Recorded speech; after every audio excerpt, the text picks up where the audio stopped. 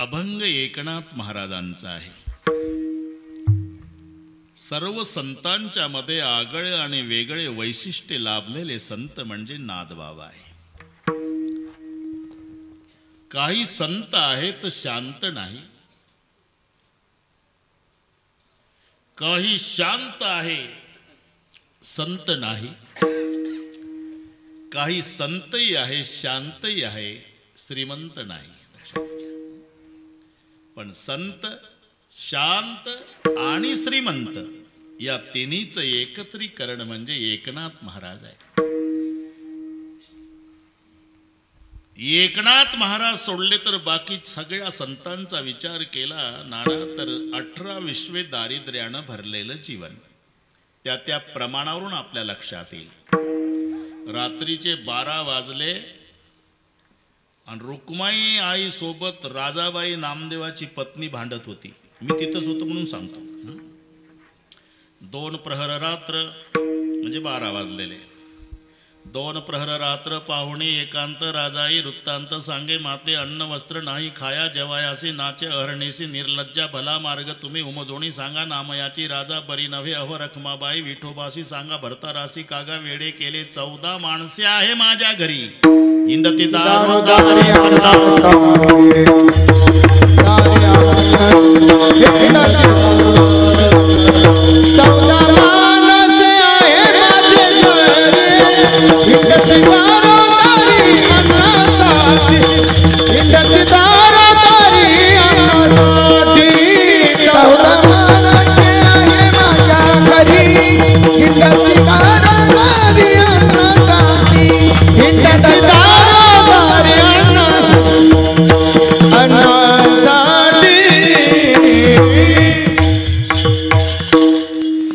माणसे आहे माझे घरी हिंडते दारोदारी अन्नासाठी भला मार्ग तुम्ही उमजोडी सांगा नामयाची राजा बरी नव्हे तुमच्या बुवानं आमचा बुवा पागल केला अहो रखमाबाई विठोबाशी सांगा भरताराशी कागा वेडे केले 1-2 माणसं असते भागवलं असतं 14 माणसे नामदेवाचे घरी 14 जण स्मरती हरी चौघे पुत्र चौघ्या सुना नित्य स्मरती नारायणा राजाई गोणाई दोघी सासू सुना दामा नामा दाना बापलेक नारा विठा महादा गोंदा चौघे पुत्र जन्मले पवित्र त्याचे वंशी लाडाई गोडाई असाई साकराई चौघी सुना पाई नामयाच्या आऊबाईले की निंबाबाई बहिणी वेडी पिशी जनी दाशी त्याची किती झाले कोण मोजले म्हणा बस तेवढेच तक्रार 14 माणसे आहे माझे घरी हिंडती दारोदारी अन्नासाठी परिस्थिती लक्षात येईल आपल्या तुकोबारायचं प्रमाण पहा दुष्काळी आटीला द्रव्य नेला मान स्त्री एक अन्न अन्न करता मेली माऊली समाधिस्थ झाले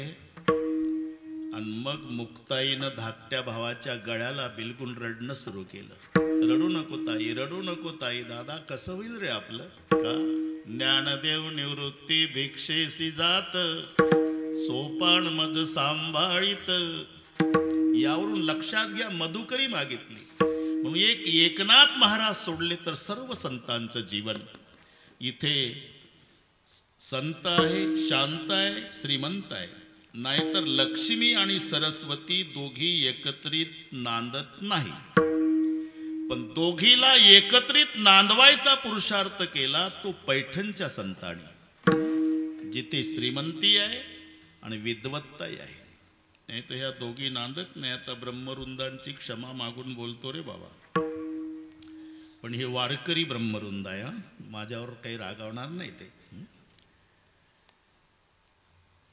पवार महाराज रात्री 12 वाजता सरस्वती लक्ष्मीला म्हणाली मी जिथं राहते तिथं तू का नाही राहत हे कोणाला सांगू नका बरं दोघीचा संवाद आहे तू कुठं राहते सरस्वती म्हणाली मी ब्राह्मण घराण्यात राहते अजूनही मानावं लागेल तुम्हाला माझं वास्तव्य ब्राह्मण घराण्यात आहे आणि तू गुजराती मारवाडी धरून ठेवले यांना कायम दक्षिणा मागायला लावतेस इथं का नाही थांबत दोघीचा संवाद तेव्हा लक्ष्मीनं जे उत्तर दिलं मी तिच्या भाषेत सांगतो एका आचमणे अगस्ती मुनीने माझा पिता शोषिला बंधू धाकुलता शशी शापे द्विजवर शापे क्षया धाडिला ऐके मतपतिते पदे सिनविले ऐसी द्विजांची लीला. हे लक्ष्मीचे उद्गार आहे. एका वंजळीत माझा बाप पिऊन टाकला. तो अगस्ती ब्राह्मण होता.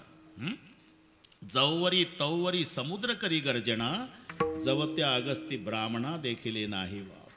एका वंजळीत माझ्या बापाला प्याला अगस्ती. एका आचमणे अगस्ती मुनीने माझा पिता शोषिला. बंधू धाकुलता शशी. कारण चंद्र हा लक्ष्मीचा भाऊ आहे. एका समुद्रातून 14 आले ना बाहेर. तुम्हाला पाठ आहे सगळे. लक्ष्मी ती आता नवीन उमेदवाराला बरं वाटतंय. तुळशीच्या लग्नापासून गोड झालंय ते. पारिजात कसुरा धन्वंतरी चंद्रमा गावा कामदुदा सुरेश्वर ग्रंभादी देवांगण आश्वम सप्तमुखे विषय म्हणून शंकुमृतम चामुदे रत्नाणिह चतुर्दशम. म्हणून चंद्र हा लक्ष्मीचा भाऊ. माझ्या भावाला शाप दिला तोही बृहस्पतीनं. गुरुपत्नीशी रतला क्षयरोग ते चंद्राला. ऐके मतपतिते पदे सिनविले ऐसी द्विजांची लीला. माझ्या पतीच्या विष्णूच्या छातीवर लात मारली तोही भृगु ब्राह्मण होता. ही यादी लक्ष्मी सांगते. माझ्यावर लाल डोळे करायचं कारण नाही. एका वंजळीत पिऊन टाकला बाप माझा अगस्तीनं. माझ्या भावाला चंद्राला शाप दिला बृहस्पतीनं. माझ्या पतीच्या विष्णूच्या छातीवर लात मारली ते भृगु ब्राह्मणानं. ऐसे दुःख सरस्वते म्हणून बहु भीते या कुला. विठ्ठल विठ्ठल विठ्ठल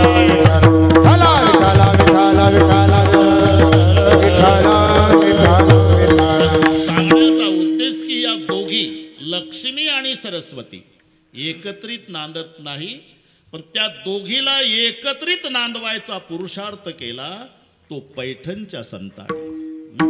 म्हणून सर्व संताचा राजा म्हटलंय. सकल संत माझी राजा स्वामी एकनाथ माझा. स्वामी एकनाथ माझा.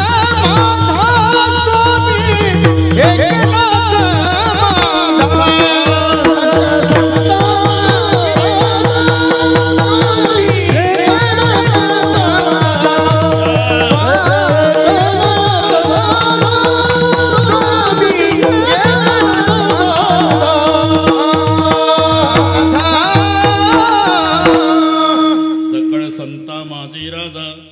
स्वामी एकनाथ माझा. एकनाथ शब्दामध्येच तो अर्थ भरलेला आहे. सर्व जगाचा नाथ त्याला म्हणतात जगन्नाथ. नाथ शब्दाचा अर्थ मालक होतो. जगस्य नाथ इति जगन्नाथ. जगाचा नाथ तो जगन्नाथ. पण जगन्नाथालाही एकनाथ आहे आणि त्यांचं नाव एकनाथ आहे. मराठी कळते ना. सर्व जगाचा नाथ जगन्नाथ आहे, पण जगन्नाथाला एकनाथ आहे, त्याचं नाव एकनाथ आहे. आणि गड्यानं मालकाकडे काम करावं हा नियम आहे. 1-2 महिने नाही, 36 वर्ष. कावडीने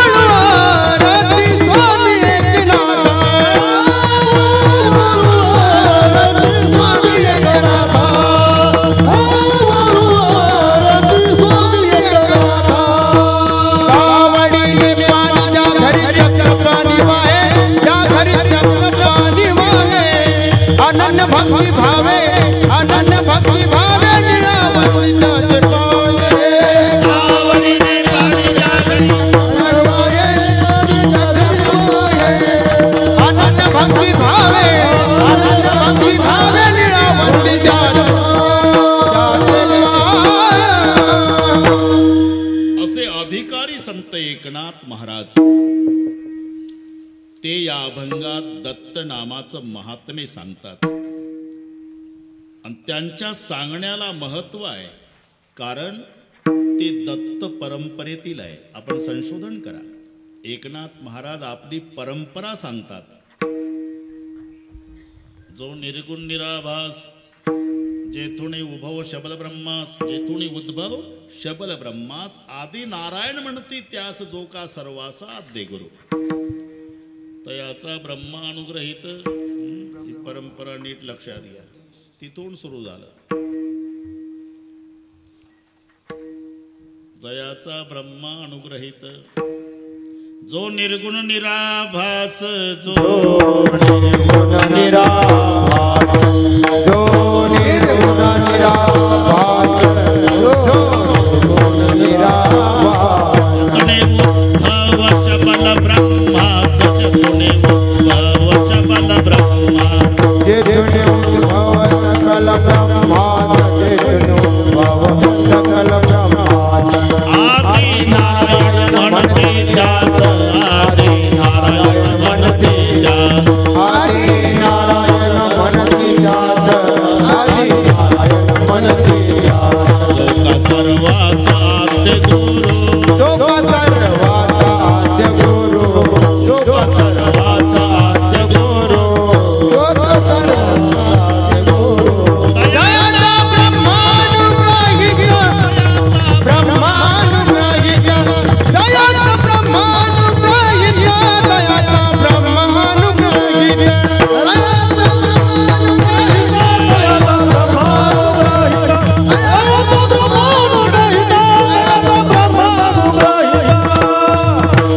गुणा निराभास जेथुनी उद्भव सकल ब्रह्मास आदि नारायण म्हणती त्यास सर्वासा आद्य गुरु जो का निर्गुण निराभास जेथुनी उद्भव सकल ब्रह्मास आदि नारायण म्हणती त्यास सकल एकनाथ महाराज आपली परंपरा सांगतात. हे नीट ऐका. जो निर्गुण निराभास जेथुनी उद्भव शबल ब्रह्मास आदि नारायण म्हणती त्यास जो का सर्वास आद्य गुरु तयाचा ब्रह्मा अनुग्रहित ब्रह्मा अत्रिस उपदेशित अत्रिपाद प्रासादित अवधूत दत्तात्रय. नीट ऐका. मग दत्तात्रय शिष्य परंपरा सहस्त्रा अर्जुन यदु दुसरा जनार्दन शिष्य तिसरा केला खरा कलियुगी. मग जनार्दनाचे 3 शिष्य रामा जनार्दन जनी जनार्दन आणि हे एका बस जनार्दन कृपेस्तव जाण समूळ निरसले भवबंधन आणि एका जनार्दने जाण झाली संपूर्ण परंपरा. म्हणून नाद बाबा दत्त परंपरेतील असल्यानं यथार्थ नाम महात्म्य अधिकारानं सांगतात. आता प्रश्न असा पडतो की तुम्हीच सांगता ज्यांच्याकडे 36 वर्षे भगवंतानी काम केलं. भगवान म्हणजे काय हातगडीवरचा माल आहे का नाना.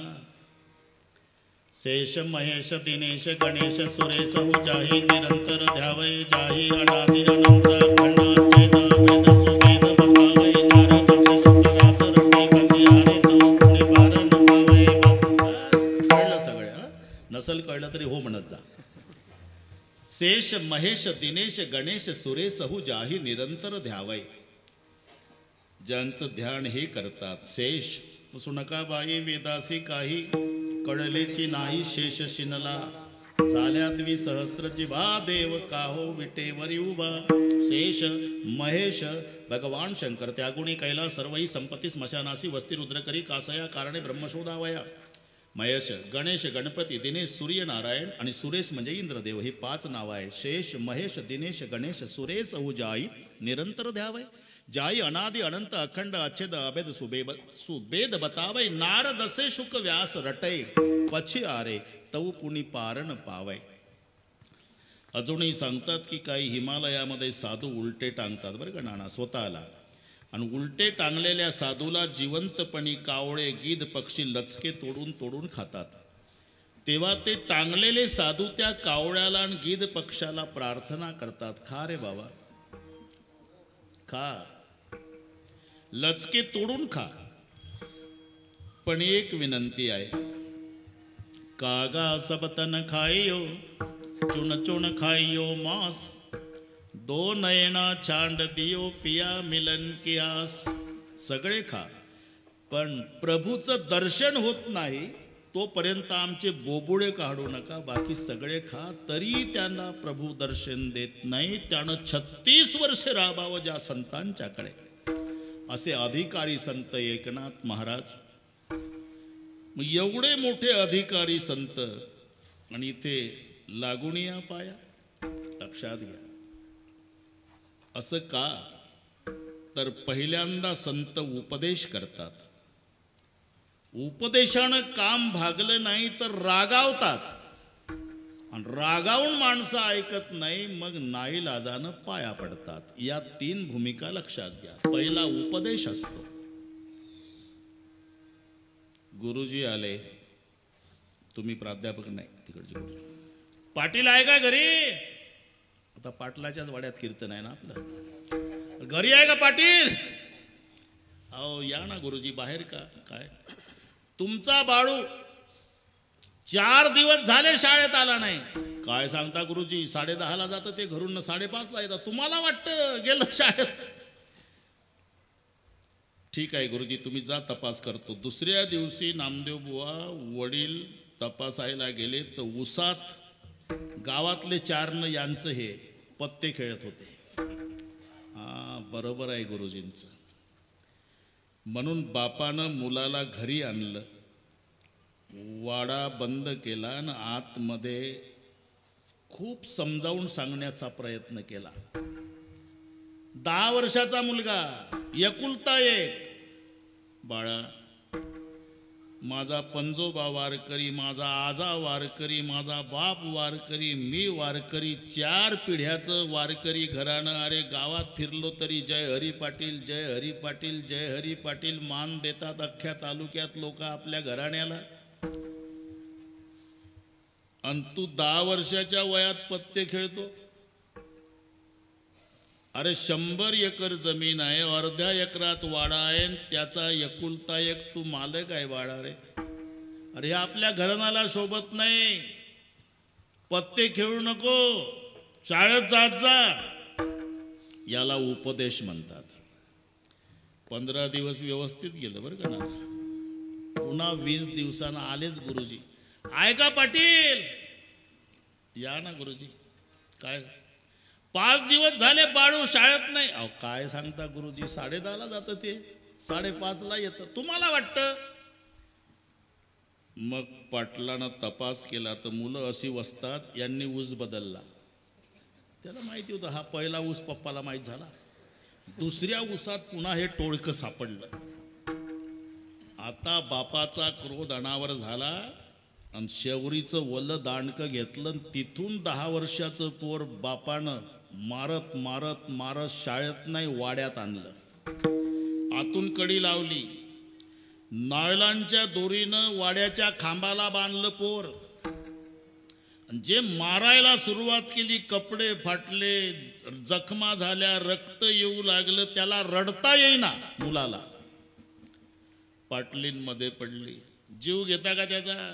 खबरदार मध्ये आली तर मुंडकच तोडील तुझं. जमदाग्नीचा अवतार झाला पाटील. पाटलीन सरकली माग. पुन्हा मारलं. त्या मुलाला रडता येईना इतकं मारलं. आणि मग बाप रागावून म्हणाला, कारट्या, निपुत्रिक झालो तरी चालल, पण पुन्हा जर शाळेत गेला नाही तर मुंडकच तोडील तुझं. रडता येईना मुलाला. तरी ताकद लावून एक एक शब्द उच्चारू लागलं. नुसता दम काय देता बाबा, कोयता घ्या कोयता, तोडा मुंडक, तरी शाळेत नाही जाणार पठ्ठा.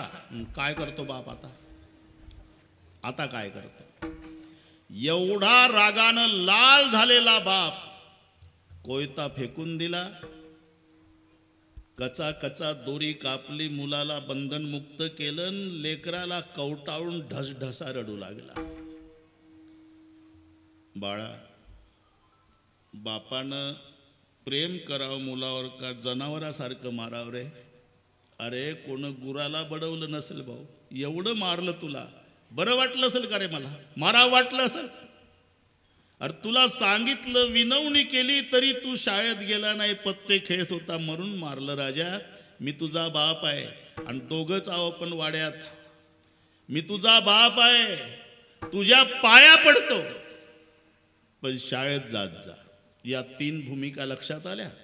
पहिल्यांदा बापाने उपदेश केला, उपदेशाने मुलगा ऐकत नाही, रागावला. रागावणे पोर ऐकेना, नाईलाजानं पाया पडला. तशा संताच्या भूमिका. पहिल्यांदा उपदेश आहे, उपदेश करून समाज ऐकत नाही, मग संत रागावले, आणि रागावणे काम भागत नाही, मग नाईलाजानं लागोनिया पाया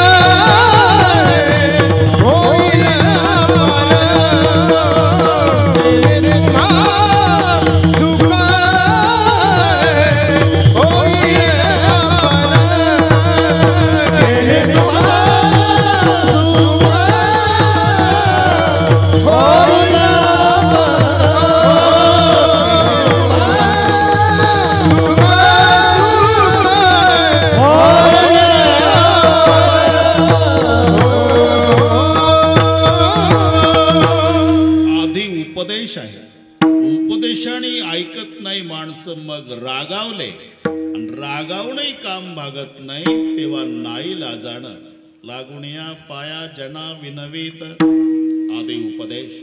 संत सदा उपदेश बतावत, केससी ससब सेत भय है, तो अजहु ममता नहीं छांडत, मौत हो आए संदेश दय है. आज ही काल चले मुनि मूर्ख, तेरे सामने ही कीते गए, सुंदर जो नहीं राम समरत, या जग में कहूँ कौन रहे.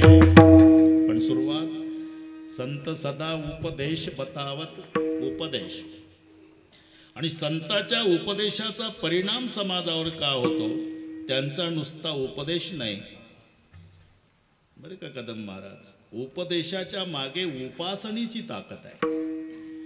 उपासना अधिक उपदेश बरोबर परिणाम. आमचा नुसता उपदेश असल्यामुळे समाजावर परिणाम होत नाही. परिणाम समाजावर त्यांच्या शब्दाचा होतो, त्याच्या उपदेशाच्या मागे उपासनेचं. बापरे, अण्णा आले वाटते. अण्णा या.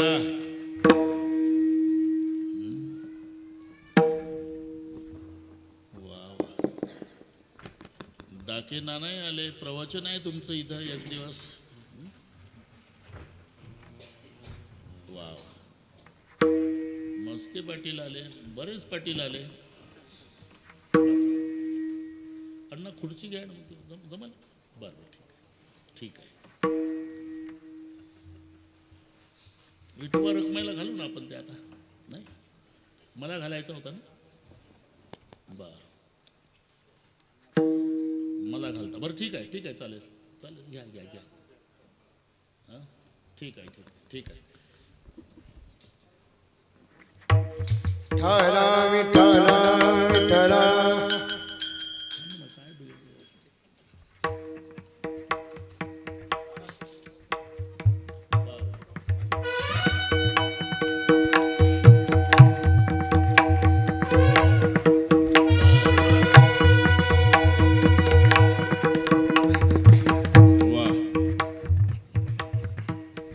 काकू पासून वारकऱ्याचे सत्कार चालू आहे. ते काय आताच नाही.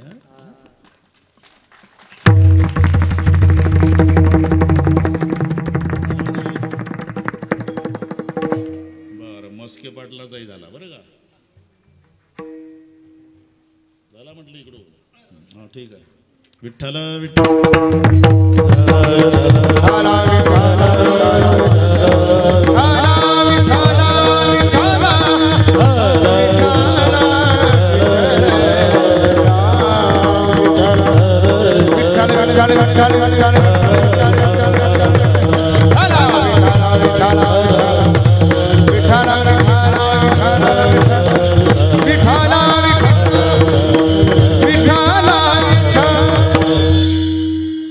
उपदेशाच्या पाठीमागे उपासनेची ताकद असल्यामुळे त्यांच्या उपदेशाचा परिणाम समाजावर आहे. एक दोन नाही. तसं तर ठोकळ मानाने सांगितलं तर लक्षात येईल आपल्या. तुकाराम महाराज, त्याच्या आधी नामदेव महाराज, त्याच्या आधी ते उद्धवजी होते, त्याच्या आधी अंगदजी होते, त्याच्या आधी प्रल्हादजी होते. सगळ्या अवताराचा विचार केला तर उपदेश आणि उपासना अन्न याची सांगड आहे. प्रल्हादजीनं विद्यार्थी मित्रांना उपदेश केला, कारण त्याच्या बापानं असुरी राजनीती शिक्षण संस्थेत घातला होता. प्रल्हाद असुरी राजनीती शिक्षण संस्था, वारकरी शिक्षण संस्था नाही, हे नाव लक्षात घ्या. त्या संस्थेचे संस्थापक शुक्राचार्य होते आणि त्यांनी त्यांचे घरचे 2 मुलंच प्राध्यापक म्हणून लावले होते, शंड आणि अमरक. त्या संस्थेमध्ये प्रल्हाद घातला तर दुपारच्या सुटीमध्ये त्यानं वर्ग बिघडून ठेवला. अरे हे काय शिकताले का, भजन करा भजन. म्हणजे उपदेश केला आणि प्रभू चिंतन नाम उपासना केली. तेच पुढे अंगदजी झाले. रावणासारख्याला दरबारात उपदेश केला आणि प्रभूची सेवा केली. तेच पुढे उद्धव झाले. गोपिकांना उपदेश केला, नापास झाला तो भाग जाऊ द्या, उपासनाही केली. तेच पुढे नामदेवजी झाले. तेच पुढे तुकारामजी झाले. उपदेश उपासना, उपदेश उपासना. आमचा नुसता उपदेश असल्यानं परिणाम होत नाही. बोलायला सोपं असतं. दारू मुकावे मान दारूने अब्रू जायचे, दारू बहु दुर्गंधी दारूने धक्कू खायचे, कहे दास करगरी अखिर नरक मुजायचे, दारू गांजा मतपी यारो अक्कल गुंग हो जाती, अपने कमर का दाम खर्च के मुंह में मक्खी आती, टाळांचा कडकडाट. लोकांनाही वाटते आता आपलं गाव व्यसन मुक्तीच्या क्रमांकात नक्की पहिलं येणार.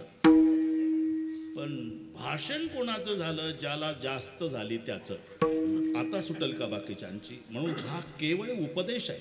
नाही तर तो पेंटर विडी तोंडात आहे आणि भिंतीवर बोर्डर लिहितो, धूम्रपान आरोग्यास अपायकारक, विडी ओढून लिहितो.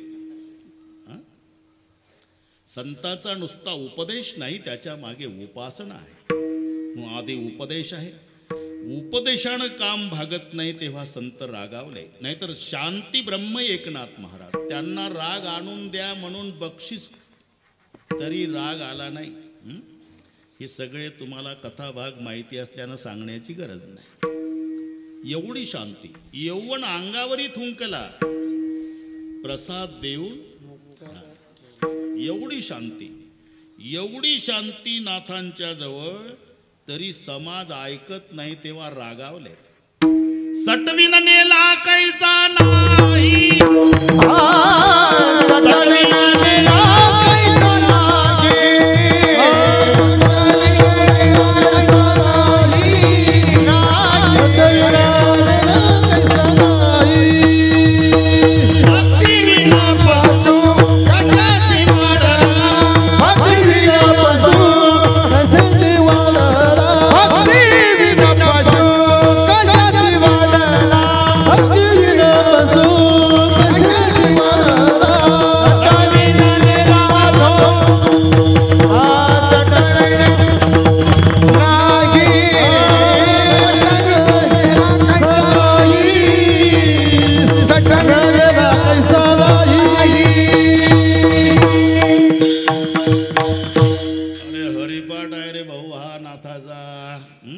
आता कमाल झाली. विठ्ठल तुमचा काही दोष नाही. टिपणं पाठ करून कीर्तन करण्याचा जमाना आला बस. त्याच्यामुळे आता काय ते तेवढंच असते पोपटासारखं तितकंच. भक्तिविने पशु कशाशी जन्मला, कशाशी वाढला, सटवीनं नेला काहीचा नाही. शांती ब्रह्म एकनाथ महाराज पण रागावले ना, रागावले. आणि रागावूनही काम भागत नाही तेव्हा नाईलाजानं पाया पडले. लागून या पाया, याचा अर्थ असा नाही की संत पाया पडतात म्हणजे आपण मोठे झालो आणि त्यांचा अधिकार लहान, असं डोकं चालू नका. नाही, मग त्यांची पाया पडण्याची इच्छा नाही. बापाची इच्छा आहे का मुलाच्या पाया पडायची? मग बाप मुलाच्या पाया का पडतो?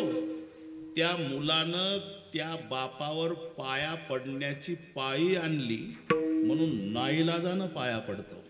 तसं समाजानं संतावर पाया पडण्याची वेळ आणली म्हणून नाईलाजानं लागून या पाया. नाईलाजानं पाया पडणं म्हणजे हे पहा, नमस्कार वेगळा, दंडवत वेगळा, रामराम वेगळा आणि पाया पडणं वेगळे.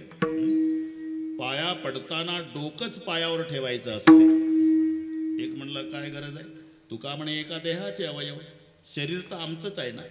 मग एवढं वाकून डोकं टेकवल्यापेक्षा चालता चालता जर बुवाच्या पायावर पाय ठेवला तर होत नाही का पाया पडणं? पाय आमचा तर डोकंही आमचंच. अरे इथं सुपीक डोकं चालवू नको, डोकंच पायावर ठेवायचं असते. का? ते प्रमुख आहे, प्रमुख आहे.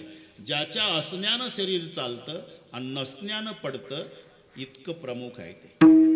एक म्हणाला आमच्या गावातल्या माणसाला 2 हात नाही, नसेल. एक म्हणाला आमच्या गावच्याला 2 पाय नाही, नसेल बाबा. एक म्हणला आमच्या गावच्याला मुंडकच नाही, नको बाता मारू, त्याशिवाय चालणारच नाही. म्हणून तर सरकार काकुळतीला आलं. नाही तर सरकारला काही विनंती करायची गरज होती का? हेल्मेट वापरा, हेल्मेट वापरा, हेल्मेट. का? सरकार म्हणतंय तुमचे पाय प्लास्टिकचे तयार आहे, हातही तयार आहे, ते तुटले तरी चालेल, फक्त मुंडकं तयार नाही आमच्याकडे, तेवढं तुम्ही सांभाळा, हेल्मेट वापरा. त्याला कुठेही मान आहे, डोक्याला कुठेही मान आहे. नवे मानेवरच डोकं ठेवलेलं आहे, कुठेही मान. झोपतून उठायचं असलं तरी पहिला मान डोक्याला, डोकंच उचलावं लागतं. का पाय उचलतात? उद्या करून बघा बरं. आधी डोकंच. पोहायला गेला तरी एवढं पाण्यावर ठेवायचंच वर, बरं का डाकेना. एक म्हणला आमच्या भागातला असा वस्ताद आहे, अख्खाचा अख्खा पाण्यात बुडून राहतो 1 तास, असं. मग तो नाही निघायचा. फुगल्यावर पोलीस काढतील पंचनाम्याला डेड बॉडी. हे वर ठेवावंच लागतं. त्याला हेड म्हणतात, प्रमुख आहे ते, मुख्य आहे. म्हणून हे डोकं संताच्या अथवा देवाच्या पायावर ठेवणे याला म्हणतात पाया पडणे. मस्तक हे पायावर मस्तक हे पायावर, मस्तक हे पायावर, मस्तक हे पायावर. वार जरी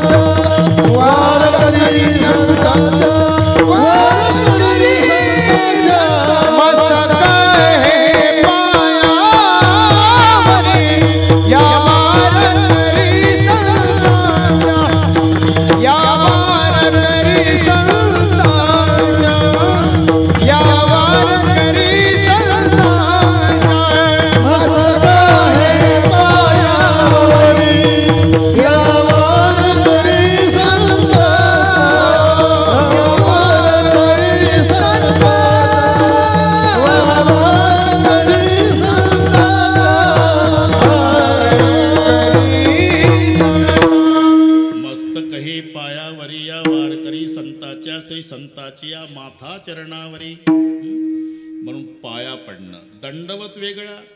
दंडवत शब्दाचा अर्थ आहे दंड म्हणजे काठी, वत म्हणजे प्रमाणे.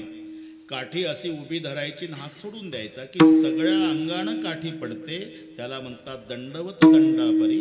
सारखं सारखं दंडवत दंडापरी काही नुरी नुरवावी. दंडवत. रामराम वेगळा. रामराम म्हणताना 2 वेळाच म्हणायचं आहे. आमची संस्कृती आहे. एक जास्त चालत नाही. तर एखाद्या गावात तुम्ही गेला आणि त्या माणसानं तुम्हाला म्हटलं राम राम राम,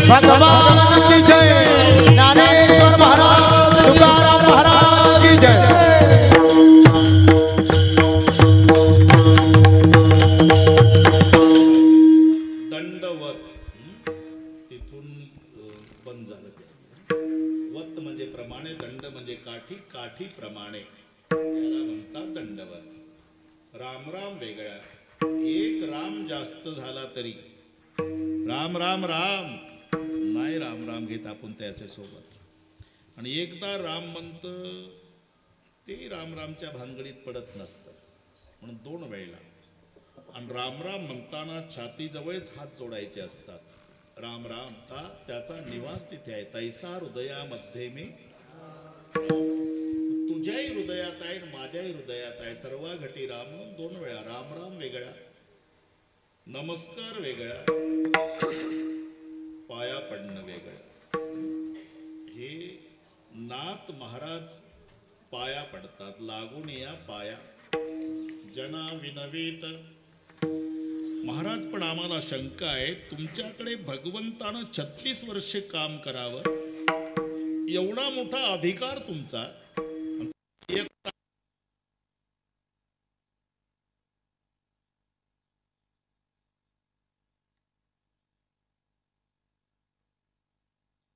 जर नम्र झाले की समजायचं पुढचं मेलं. धनुष्य, अंकुश, मांजर आणि साप.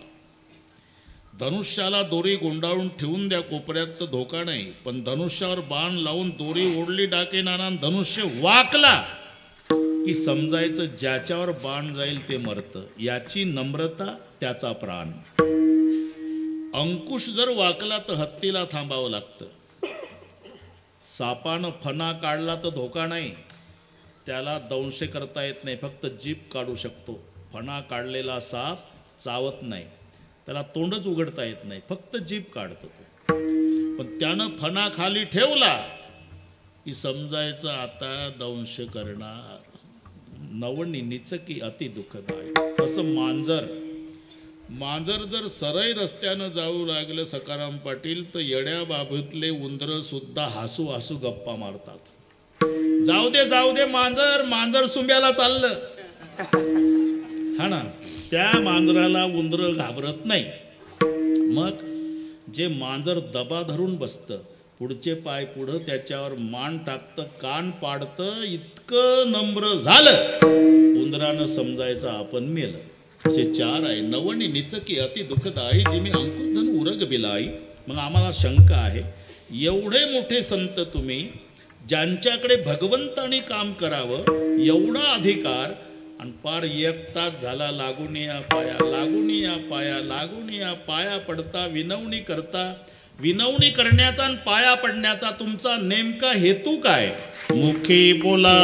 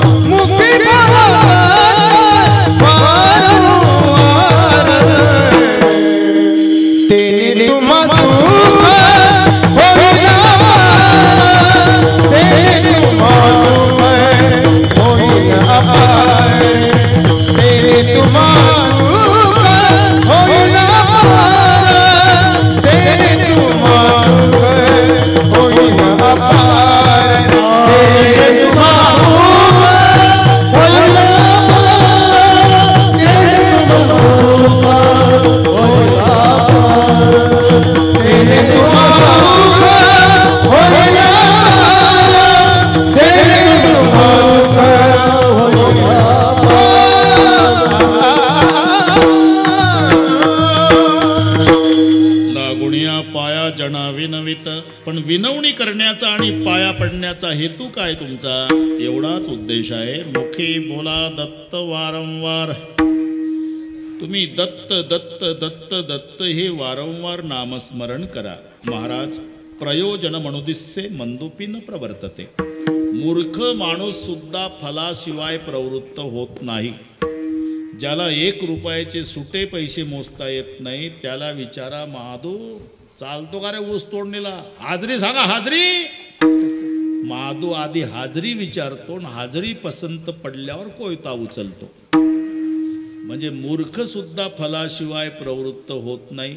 आणि तुम्ही तास झाला सांगताय मुखी बोला दत्त, मुखी बोला दत्त, मुखी बोला.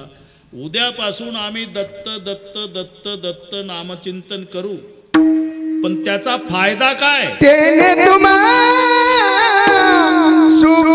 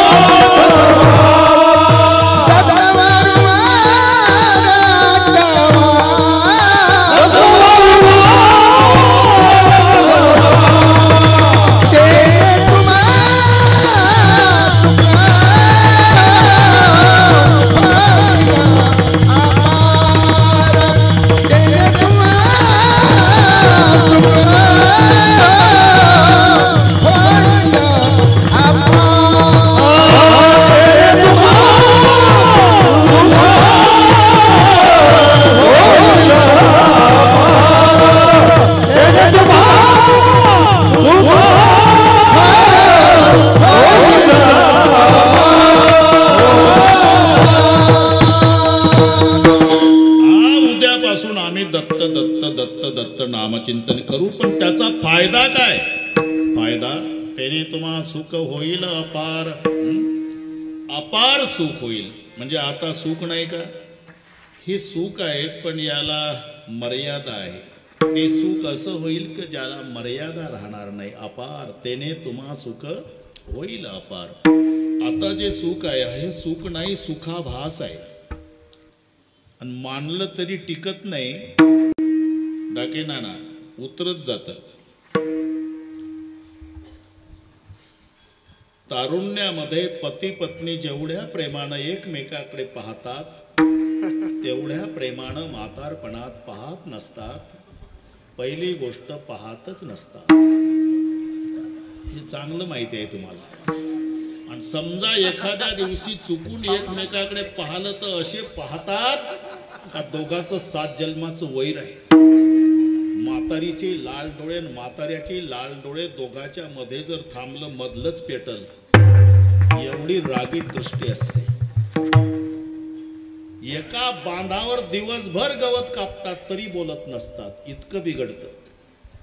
लग्न झालं म्हणजे 2 वर्ष पती बोलतो आणि पत्नी ऐकते. नंतरचे 2 वर्षे पत्नी बोलतीन, पती ऐकतो. तिथून पुढचे सगळे वर्षे दोघंही बोलतात, अख्खं गाव ऐकतं. इतकं बिघडत बिघडत जातं. जे संसारातलं सुख आहे ते उतरत उतरत उतरत उतरत जाणार आहे. उतरत जात संसारात. याच्या उलट परमार्थात आहे. सुख घडोघडी वाढू लागे, वाढू लागे, सुख घडोघडी वाढू लागे. घडी वाढू लागे, सुख घडोघडी वाढू लागे.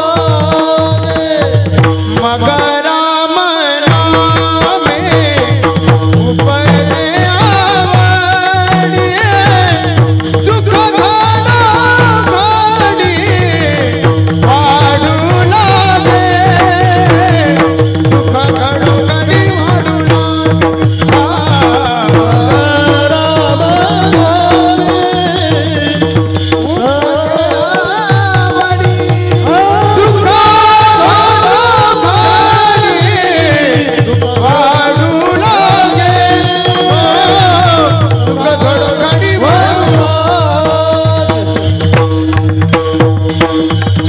प्रत्येक क्षणाला वाढत जाणारं सुख हे परमार्थात आहे. प्रत्येक क्षण वर्धमान, प्रत्येक क्षणाला वाढणार.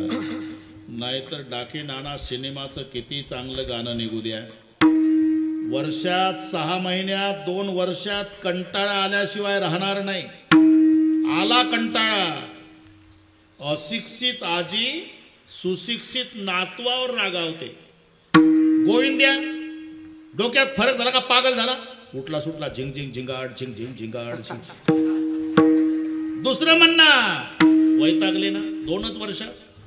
माझा प्रश्न आहे, आमचे वारकरी बसले 700 वर्षापासून रोज सकाळी विना घेतला की रूप पाहता लोचनी म्हणतात. कधीपासून? वर्षे 700 झाले तरी आनंद वाढत चालला पण कमी नाही. हा फरक प्रपंच आणि परमार्थातल्या सुखात आहे. त्याने तुम्हा सुख होईल अपार. जे पवार महाराजाला झालं आहे का नाही, त्याने तुम्हा सुखी होईल अपार. अपार सुख, ज्या सुखाला बंधन नाही, मर्यादा नाही, असं अपार सुख. कितीही विज्ञान पुढे जाऊ द्या तरी एका विषयामध्ये एकच इंद्रिय तात्पुरतं सुखी करण्याची क्षमता. एक इंद्रिय एकच विषय. रूप असेल फक्त डोळ्याला सुख आहे, कानाला नाही. गायन असेल फक्त कानाला सुख आहे, नाकाला नाही. सुगंध असेल फक्त नाकाला सुख आहे, जिभेला नाही. जिलेबी असेल फक्त जिभेला सुख आहे, त्वचेला नाही. स्पर्श असेल आता त्वचेला सुख आहे, बाकीच्या इंद्रियाला नाही. एक विषय एका इंद्रियाला तात्पुरतं सुखी करू शकतो, पण सर्व इंद्रियाला एका वेळी सुखी करणारा परमेश्वर आहे. तुम्हाला पाठ आहे का? डोळे तुम्ही घ्या रे सुख पहा विठोबाचे मुख डोळ्याला सुख तुम्ही ऐका रे कान माझ्या विठोबाचे गुण कानाला सुख घेई घेई माझे वाचे गोड नाम विठोबाचे जिभेला सुख सर्व इंद्रियाला एका वेळी सुखी करतो म्हणून त्याला म्हणतात सर्व सुखाचे आधार सर्व सुखाचे आधार सर्व सुखाचे आधार बापर तुमा देवी वर बापर तुमा देवी वर सोहा विठ्ठल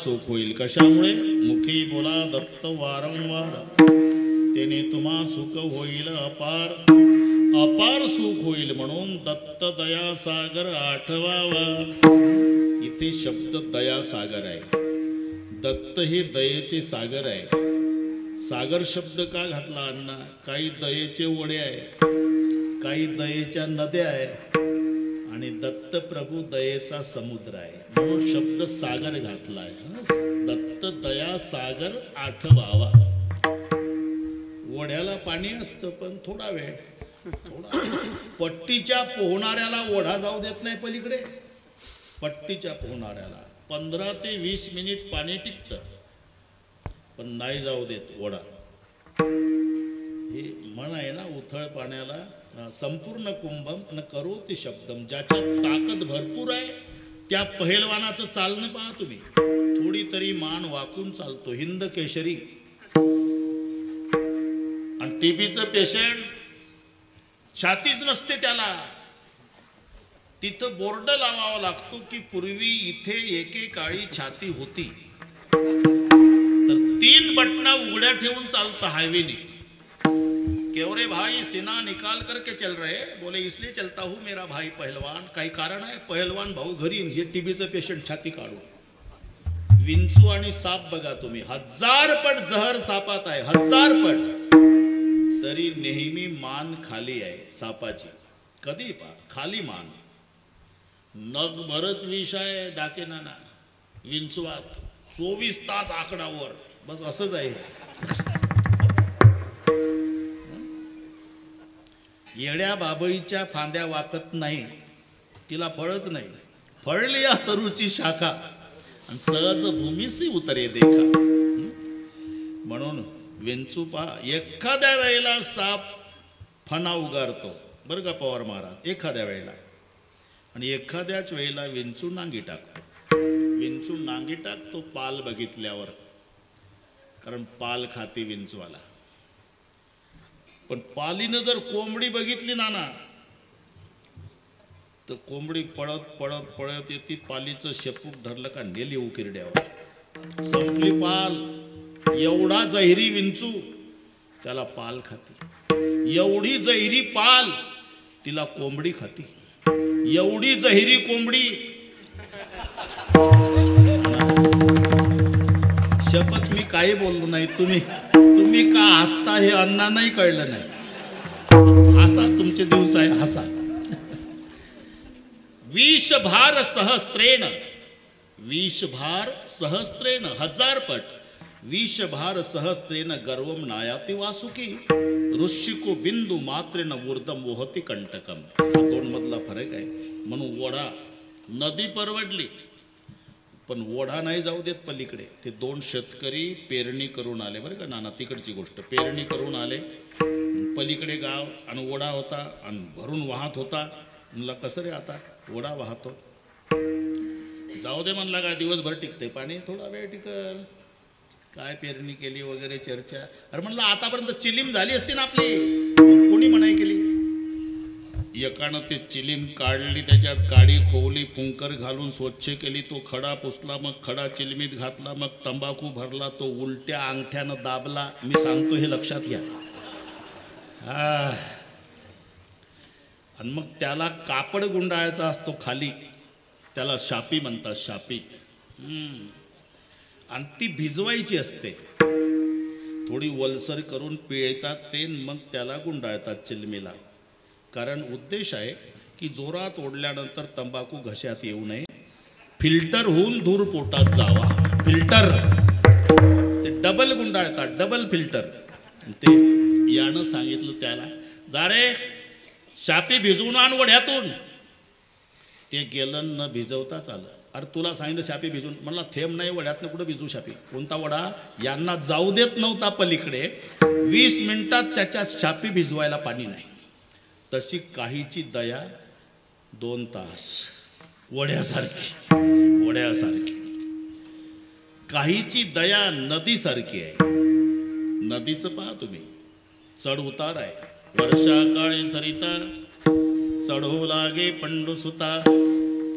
पावसाळ्याच्या दिवसामध्ये नदीचं पाणी वाढतं आणि पावसाळा संपला की उतरतं. तशी काहींची दया श्रावण महिन्यात वाढते, भाद्रपद लागला म्हणजे उतरते. शपथ खोटं नाही. तुम्ही गावोगावचे महादेव श्रावणात विचार करतात की एवढे भक्त येतात कुठून.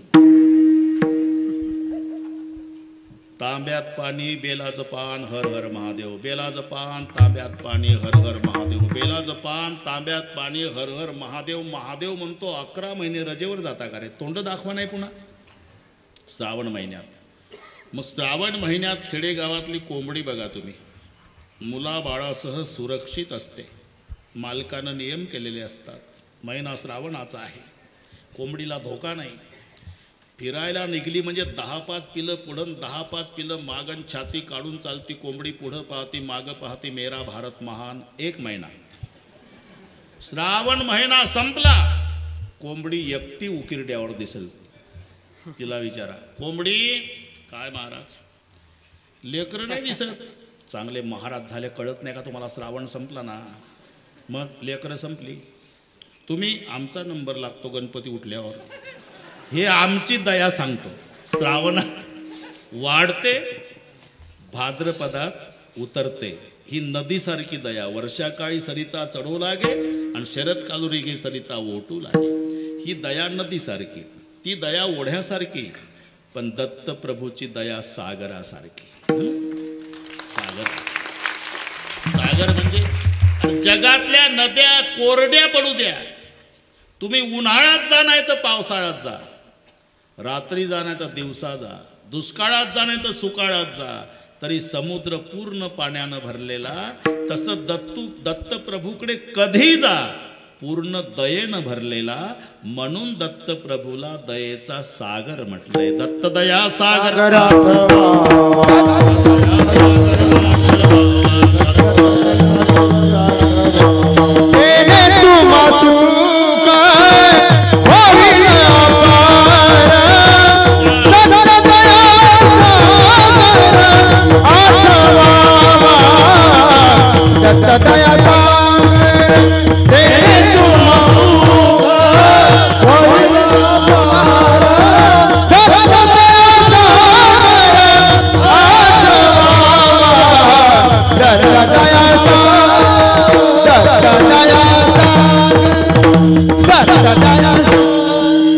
लागुनिया पाया जना विनवित मुखी बोला दत्त वारंवार.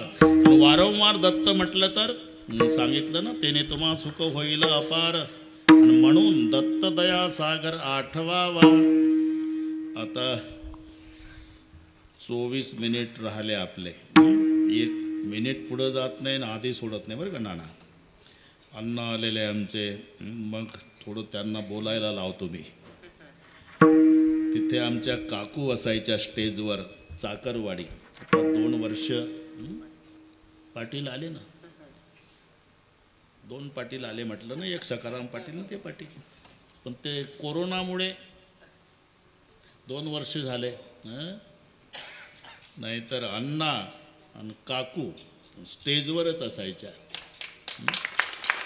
ते माऊली गेल्यापासूनची पुण्यतिथी, त्याचा काला माझा कधी चुकला नाही. आणि अण्णा एकही वेळेला गैरहजर नाही, एकही वेळेला नाही. माऊली गेल्यापासून शेवटचं कीर्तन माऊलीनं माझं ऐकलं होतं. पाटील साक्षीदार आहे. ते अमावशेला खूप आजारी होते. मी गेलो, दर्शन घेतलं, फेटा बांधला आणि सांगितलं, माऊली तुम्ही येऊ नका बरं कीर्तनाला, तुम्ही येऊ नका म्हटलं कीर्तनाला. बस असे हात जोडले, म्हणजे नाही येत बा, माझं समाधान केलं. मी गेलो की 4 माणसाला धरून,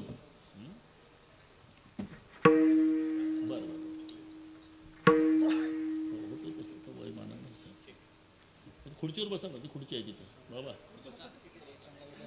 ठीक आहे, खुर्ची आहे तिथं तुमच्या शेजारी, बसा बसा तिथं, बसा. हां, खुर्चीवर बसा काही नाही, बसा. हां, बस काही नाही, ते तसं होतं. येऊ नका तर 4 माणसाला धरून आले अण्णा. माऊली मोठा हार आणला, माझ्या गळ्यात घातला. त्याच रात्री हैदराबाद, बस संपला विषय. आणि मग तेव्हापासूनच्या पुण्यतिथीचा काला आमच्याकडे आला. काल्याला कुठेही अन्न असले तरी त्या दिवशी काल्याला हजर, काकू हजर. आणि काकू म्हणायच्या, अण्णांना बोलायला द्या बरं, माझ्या कानात सांगायच्या. मी म्हणायचो, अण्णाचं बोलणं झाल्याशिवाय मी स्टेजच सोडत नाही. अजूनही तसंच आहे. आम्ही उतरलो की समाज आपोआप उठतो. मग किती डोकं फोडा नाही थांबत. बरोबर. तेव्हापासून खूप साधू संतांवर सेवा, या घराण्याची साधू संतांची सेवा, श्रद्धा आजही अण्णा आले. आपण बरं का पवार महाराज, अण्णाला बोलायला लावू आपण, बोलायला, त्याशिवाय कोणी उठायचं नाही. ठरलं. आता 20 मिनिट आहे बरोबर माझे, जास्तीचे 10 मिनिट अण्णांना देऊ आपण नंतर. एकदा संप्रदायपूर्वक भजन करायचं. सर्वांनी हात वर करा. हे लाईव्ह आहे ना, मी बोललो हे गेलं महाराष्ट्रात, जमलं बरं का अण्णा, हात वर करा. तिथून निघत नसेल तर इथंही फोटो काढाला तुला. असं एवढे हात जाऊ दे महाराष्ट्रभर. शाबास शाबास. अण्णा या इथे. हा, एका तालात विठोबा माझे एक हात वर, एक ताळी,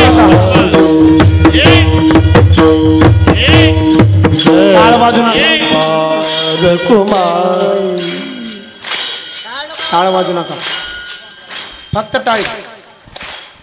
एक थांबा, चिल्लर एक, फक्त एक मध्ये टाकू नका टाळ. एक असं ये बा, हात वर.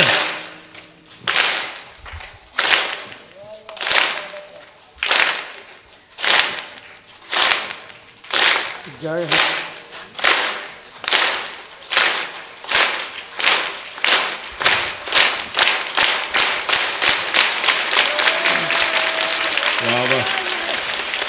विठोबा रखुमाई, विठोबा रखुमाई, विठोबा रखुमाई, विठोबा रखुमाई, जय जय विठोबा रखुमाई. हरि काल तुकाराम भगवान की, ज्ञानेश्वर तुकाराम महाराज की जय.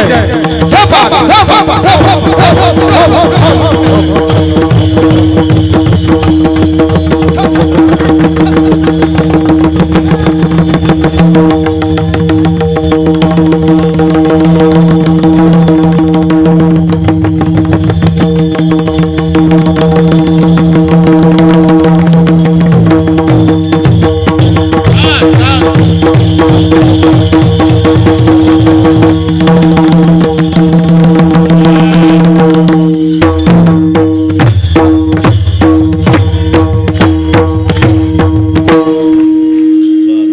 पा अजून 2-3 दिवस लागुड्या पाया स्टेज नका मोडू हा लागुड्या पाया जनावे नवित मुखी बोला दत्त वारंवार. जर दत्त दत्त दत्त वारंवार नामस्मरण केलं फायदा काय सांगितलं ना तुम्हाला. त्याने तुम्हा सुख होईल अपार आणि अपार सुख होईल म्हणून दत्त दया सागर आठवावा महाराज. मग दत्त दत्त दत्त दत्त करत बसलं मग आमच्या संसाराचं काय. अरे कोणी सांगितलं तुम्हाला. कोणत्या संतांनी सांगितलं कीर्तन संपल्यावर घरी जा, घरावर रॉकेल होता, घर पेटवा, लेकरं विहिरीत टाका, लंगोट्या लावा, जा हिमालयात. उलट सुखे करावा संसार, सुखे करावा संसार, बोला संसार सुखे करावा. परिण सांडावे दोन्ही वार परिण सांडावे दोन्ही वार परिण सांडावे दोन्ही वार परिण सांडावे दोन्ही वार. दया क्षमा घर दया क्षमा घर दया क्षमा घर दया क्षमा. शोधा येतील शोधा येतील शोधा येतील शोधा येतील. पायी घाला मिठी त्याचे पायी घाला मिठी त्याचे पायी घाला मिठी त्याचे पायी घाला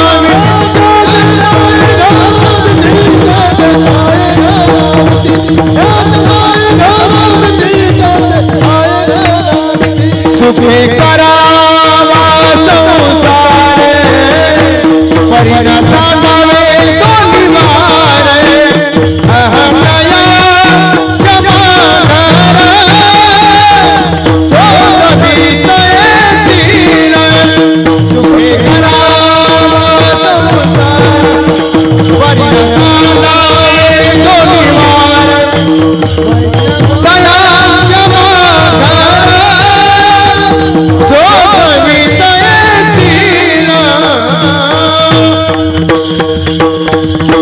उलट आनंदाने करा. सुखे करावा संसार, संसार सुखानं करा.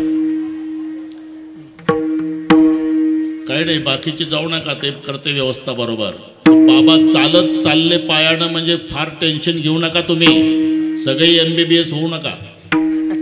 ते चालत चालले म्हणजे इतकं काय, ते त्यांच्या पायानं चालले ना, याच्याहून समजा ते आता हवेशीर गेले म्हणजे होईल बरेच. पण आपण आपल्या समोर पायानं चालत चालले, त्यांना उचलून नेलं का कोणी, याच्याहून समजायचं काही टेन्शन घ्यायचं कारण नाही. अशा वेळेला MBBS बरीच होतात. विठ्ठल विठ्ठल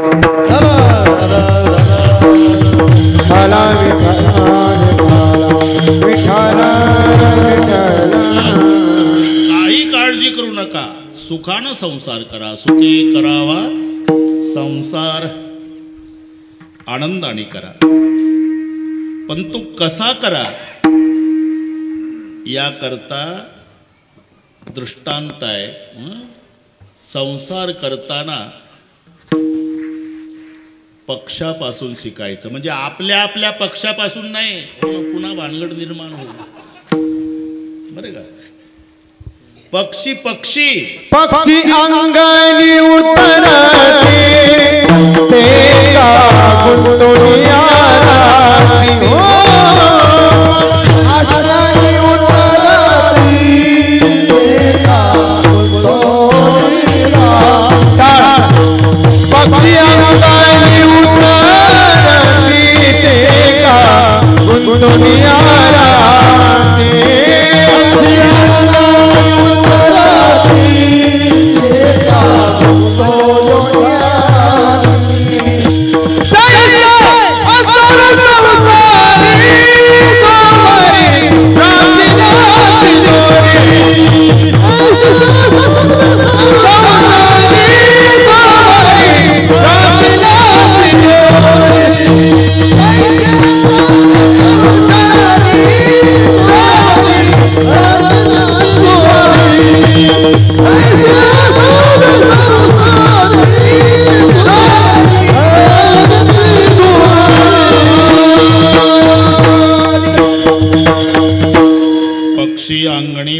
स्मरती. म्हणून संसार कसा करावा हे पक्षापासून शिकावं.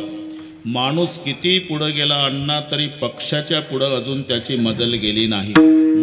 अजूनही पहा, भूकंपाचं काही आधी पक्षाला कळतं. अजूनही ज्या रात्री भूकंप होणार काही तास आधी कावळे झाडं सोडून देतात, घिरट्या घालतात, काव काव काव करून माणसाला जाग करण्याचा प्रयत्न करतात, धोक्याचा इशारा देतात. पण 3 वाजता माणूस साखर झोपेत असतो.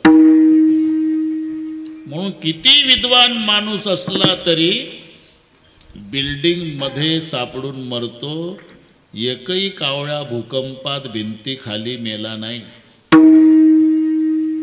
आधी कळतं त्यांना.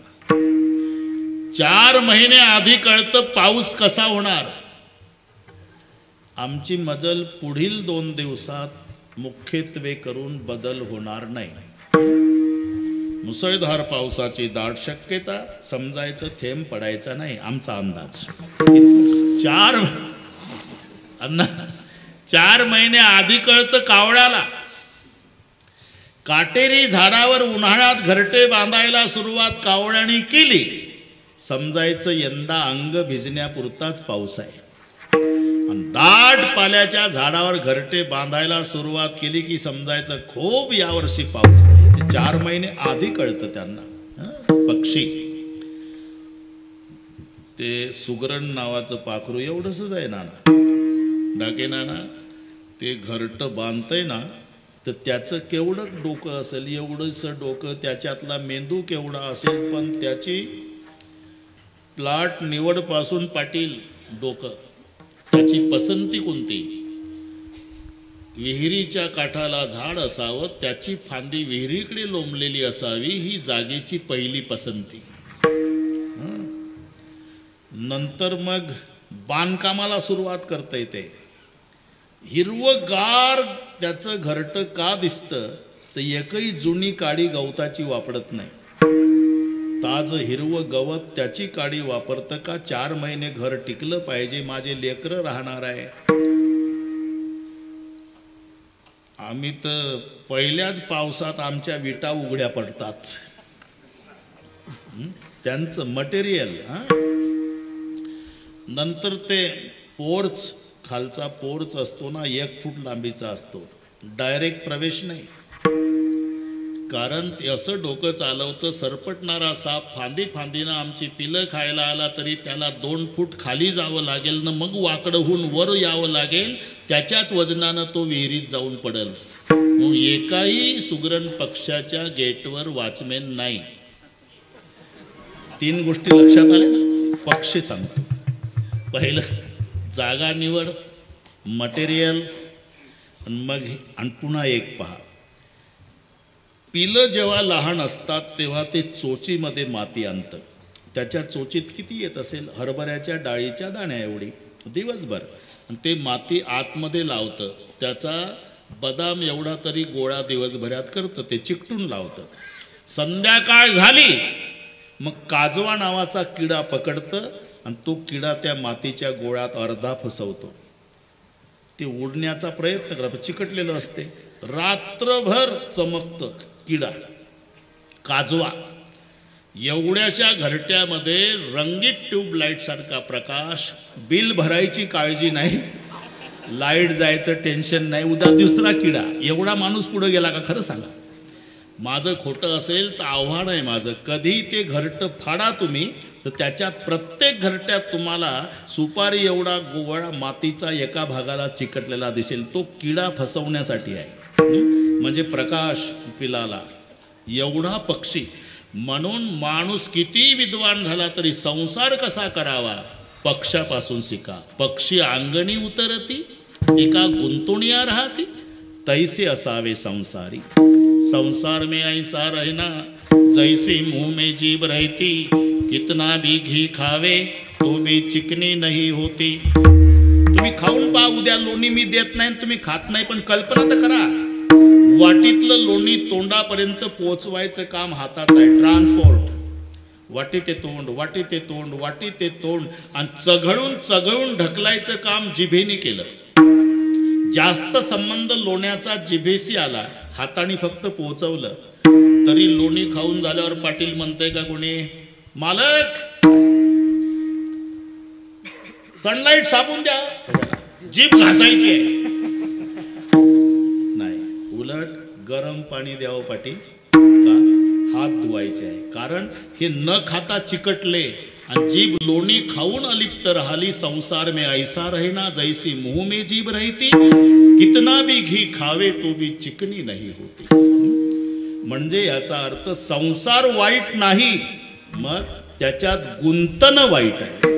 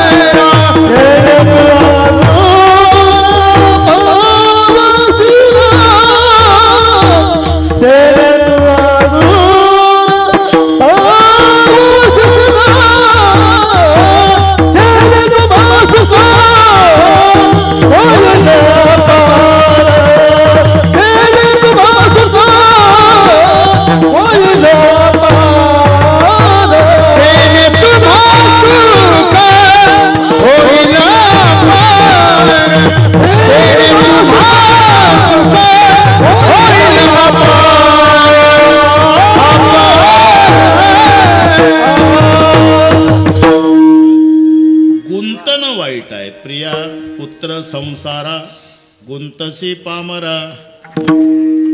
गुंतन म्हणजे मंडईचं अर्ध डोकं दुखलं की याचं अख्खं डोकं दुखणे, याला म्हणतात गुंतणे. बरं का नाना, ऑफिसमध्ये मग बाकीचे साहेब लोक म्हणतात, साहेब 2 तास झाले तुम्ही काही बोलत नाही, बरं नाही का तुम्हाला? मला बरं आहे. मग तोंड कसं उतरलं? मंडईला बरं नाही. याला म्हणतात गुंतणे. आपण एका पाटलानं घोडी आणली विकत 2 लाख रुपयाला. श्रीमंत पाटील होता.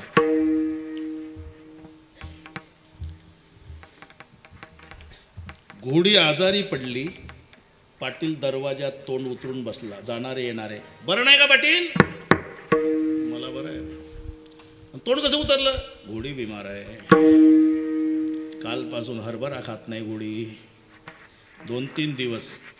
2-3 दिवसानं डाके नाना पाटलाचा चेहरा फ्रेश दिसला तर जाणारे म्हणले, घोडीला बरं आहे वाटतं. कशावरून? तुमच्या तोंडावरून. हो बरं आहे. बरं आहे. सकाळपासून हरभरे खायला लागली घोडी. घोडी आजारी पडली तर पाटलाचं तोंड उतरतं. घोडी दुरुस्त झाली की पाटलाचा चेहरा प्रसन्न होतो. मी उलट विचारतो, पाटील आजारी पडला, इमानदारीनं सांगा, घोडीचं तोंड उतरल का? पाटील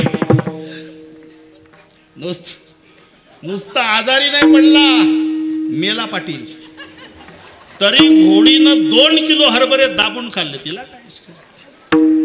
म्हणून गुंतणं. बस. एखाद्याची पत्नी मरण पावली तर 6-6 महिने रडतं. जिथं वळकीचं भेटेल तिथं, पानाच्या टपरीजवळ, एस.टी. स्टँडवर, बाजार चौकात, येड्या बाबळीजवळ. काय का रडतो? मंडई वारली. मी होतो ना दाव्याला. 32चं तर वय आहे रे. शब्द काढला की अनेक मुलीच्या बापाची टपाला घेतात. घे दुसरं उरकून. पुन्हा रडतं. का रडतं? दुसरी मिळेल व तशी मिळणार नाही. कशी? अहिल्या, द्रौपदी, सीता, तारा, त्यामध्ये माझी 5वी धरा. तशी मिळणार. पण तुकाराम महाराजांची पत्नी मरण पावली, रडत बसले नाही. बाईल मेली, मुक्त झाली. विठो माया सोडविली. विठो तुझे माझे राज्य, नाही आणिकाचे काज. अख्ख्या महाराष्ट्राला माहिती आहे. गोपाला गोपाला देवकी नंदन गोपाला. गाडगे बाबा कीर्तन रंगात आलं. एक रडतच आला, थांबा बाबा, तार आली तार. काय रे त्याच्यात? तार आली बाबा. अरे मले काय शिक्षण आहे का भाऊ? गाडी मले शिक्षण आहे का रे? अरे तू वाचून दाखव बा, मले काय लेणं आहे का? तुमचा गोविंदा नावाचा मुलगा सकाळी मेला बाबा. गोविंदा मेला, मग तेवढ्यासाठी कीर्तन थांबवलं का रे? तू न मी काही जगणार आहे का राजा? किती गेले कोट्या कोटी, काय रडू एकासाठी. पुन्हा कीर्तन सुरू केलं. याला म्हणतात न गुंतणे. आणि त्यांचा अधिकार असं सांगण्याचा आहे, गुंतसी पामरा तेने तू अघोरा पावस. गुंतणे, गुंतणे म्हणजे मराठीत सांगतो, नक्का जाऊ नक्का न जाऊ. जवळजवळ बऱ्याच लोकांना कळलं हे. नका जाऊ म्हटलेलं कीर्तनात येतं. कुठं झाला तुम्ही? कीर्तनाला पवार महाराजाकडे नका जाऊ. आता येतो 11ला, नका जाऊ. येतो म्हणतो तर आलं. पण नक्का न जाऊ म्हटलं. मला वाटते बरंच कळलं आता.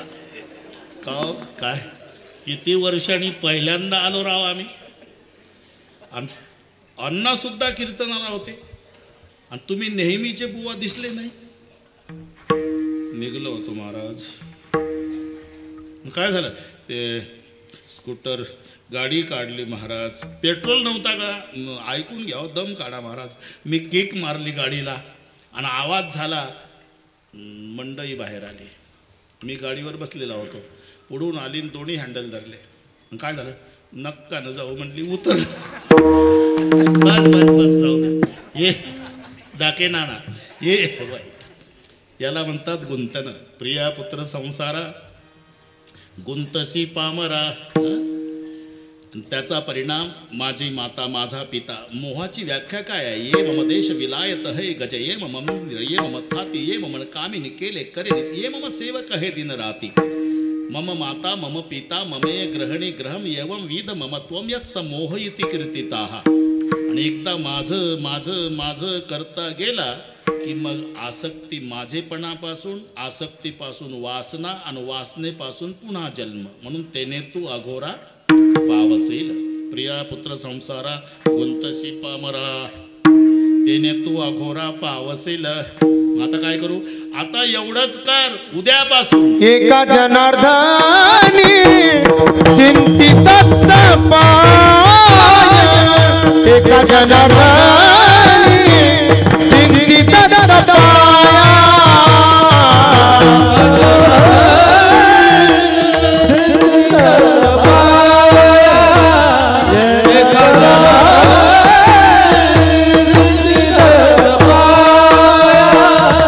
एका जनार्दनी चिंतित पाय. एका जनार्दनी चिंतित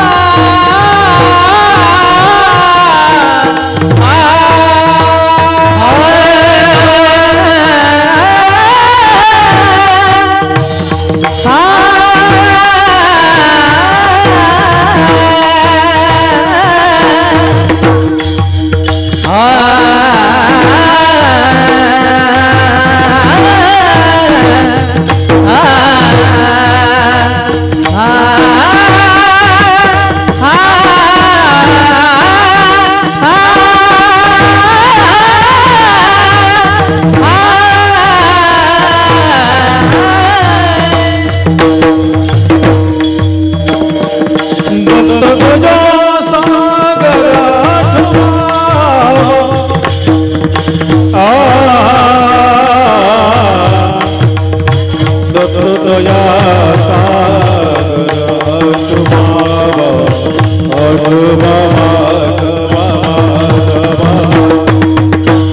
सतया सागर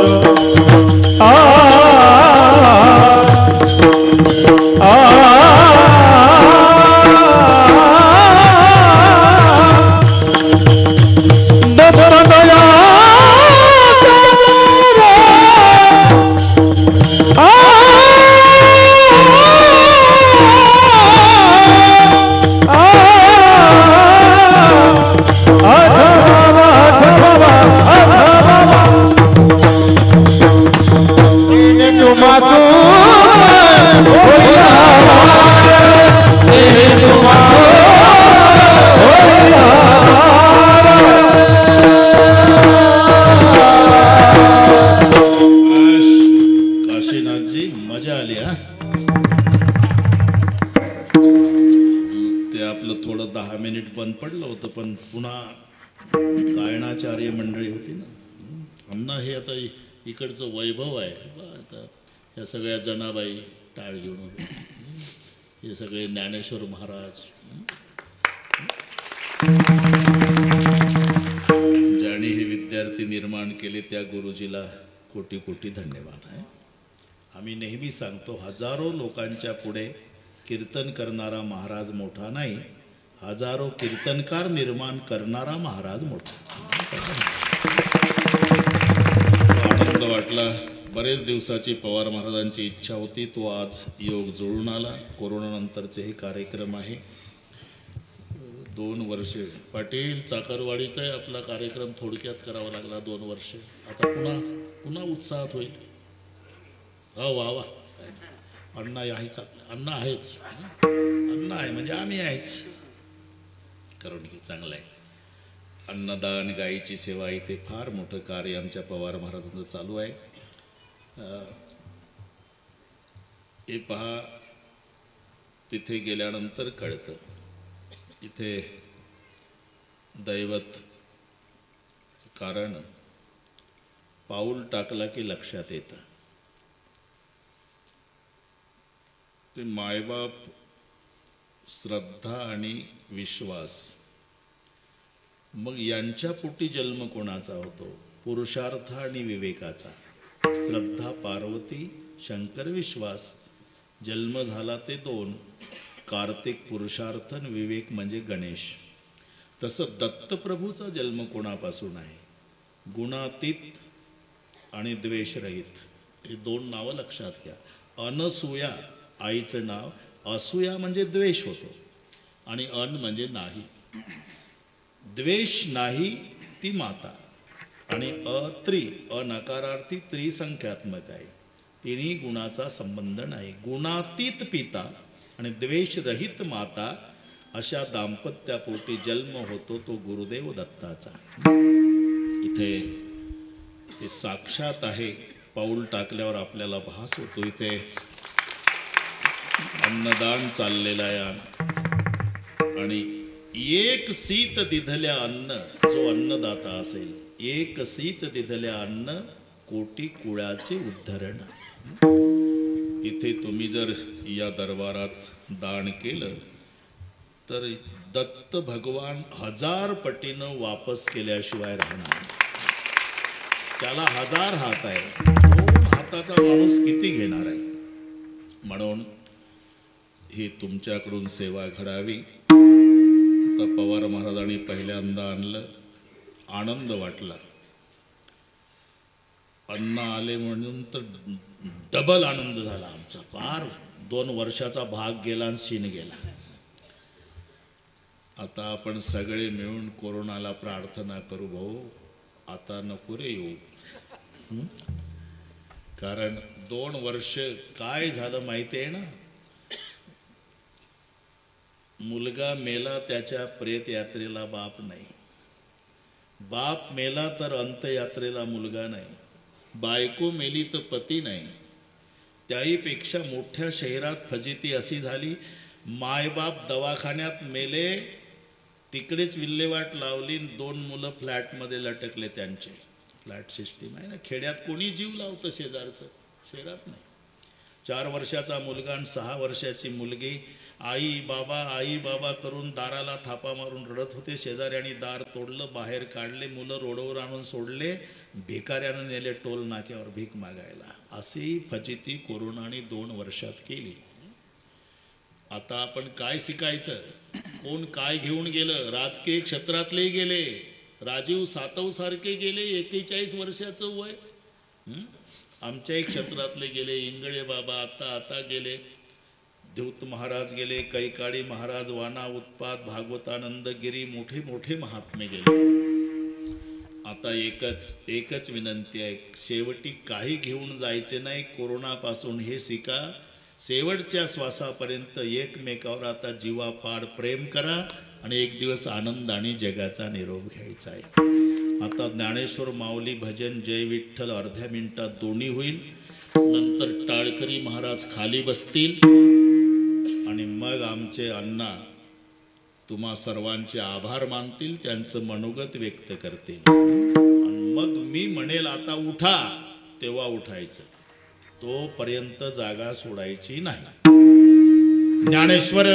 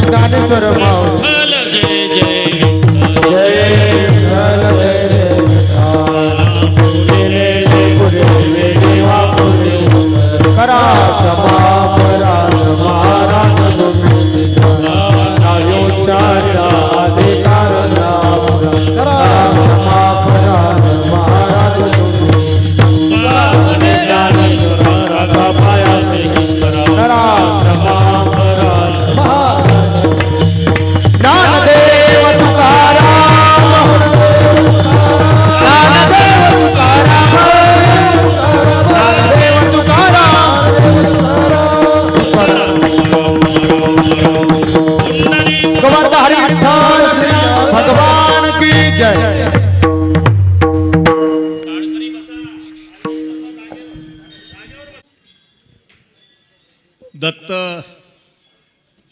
जयंतीच्या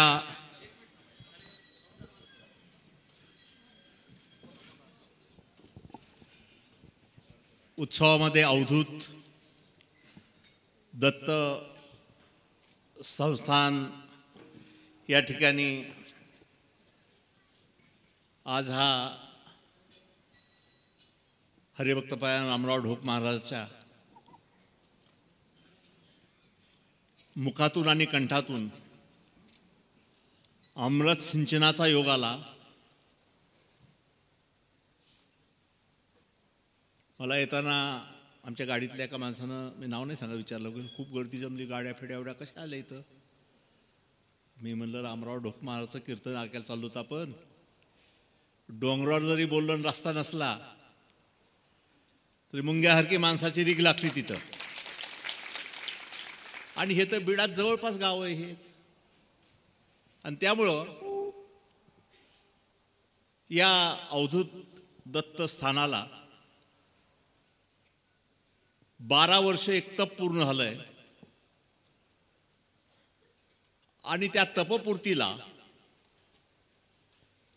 आज या ठिकाणी सूर, स्वर आणि ताल याचा सुरेल संगम आळंदीचे गायनाचार्य, मृदंगाचार्य, टाळकरी या सगळ्यांना एकत्रित आणून मला वाटतं श्रीहरी पवार महाराज, तुम्ही आम्हाला खूप चांगला योग आज या ठिकाणी उपलब्ध करून दिला. शेवटी जीवन जगत असताना जसं संसारातून मुक्ती मिळवा असं महाराजांनी सांगितलं नाही, संसारात गुंतू नका असं सांगितलं. आणि ह्या संसारात गुंतलेल्या मनाला, पांगलेल्या मनाला, विखुरलेल्या मनाला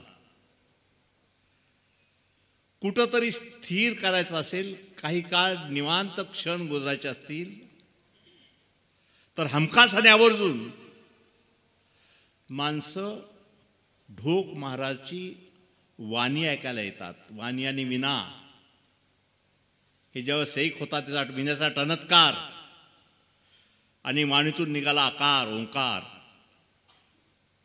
हे ज्यावेळेस एकरूप होतात त्यावेळेस ब्रह्म समोर उभा राहतं. आणि आज या अवधूत दत्त स्थानावर दिगंबरा दिगंबरा श्रीपाद वल्लभ दिगंबरा,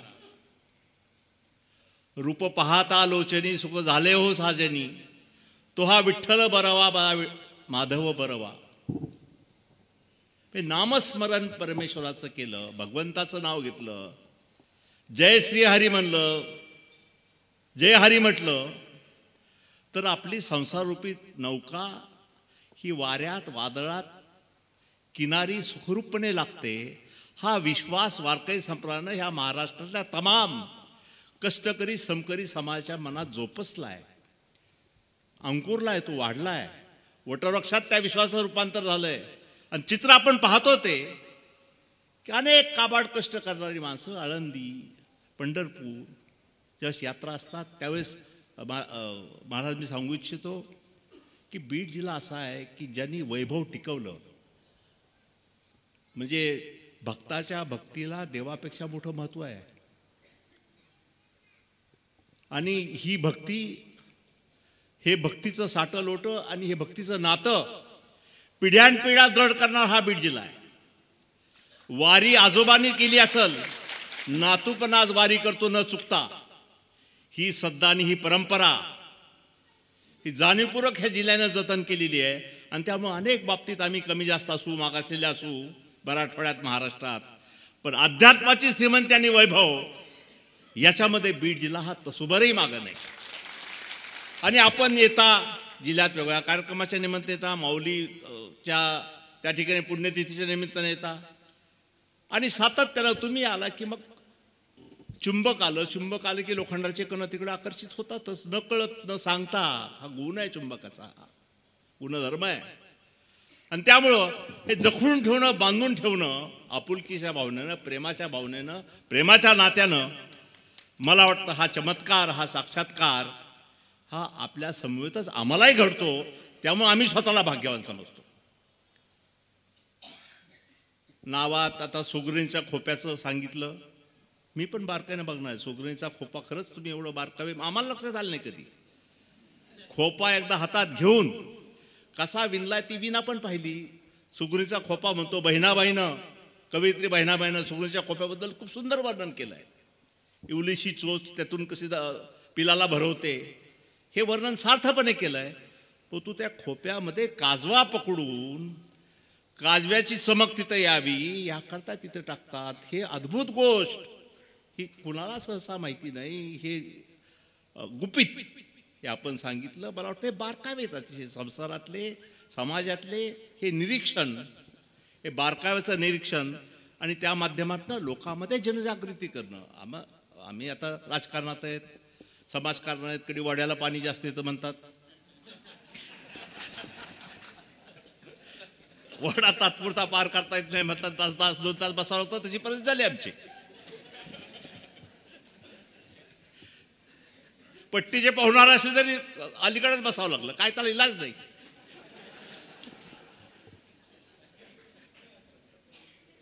तर विनोदाचा भाग सोडला तर नामस्मरण, परमेश्वराचं नामचिंतन. आता दत्तबाऊनी जय योगीश्वर दत्त दयाळ तूच एक जगती प्रतिपाळ अत्रन्नोसी करुण निमित्त.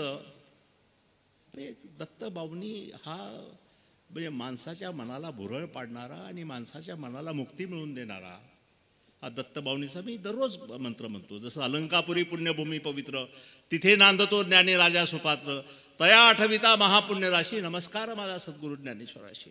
संत ज्ञानेश्वरानं 13 शतकात 700 वर्षापूर्वी विश्वबंधुत्व काय आहे पसायदानाच्या माध्यमातून, जग हे वैश्विक खेळ आहे हे आता लक्षात आलं आपल्या हे कोरोनाच्या काळात. आता प्रत्येक हातात मोबाईल आलाय, प्रत्येक जण आता मोबाईलवर उठला की पहिली गोष्ट आमच्या भगिनी पण आणि पुरुष पण शेतातले कासाला दररोज कामाला जाणारे, पण मोबाईल मात्र खिशात गळ्यात म्हणजे हृदयाच्या जवळ असतो, छातीजवळ असतो, खिशात असतो. आणि उठलं की पहिल्यांदा मोबाईल उघडतात, बघतात काय मी पोस्ट टाकल्या काल, किती त्या पोस्टला किती लाईक आल्या.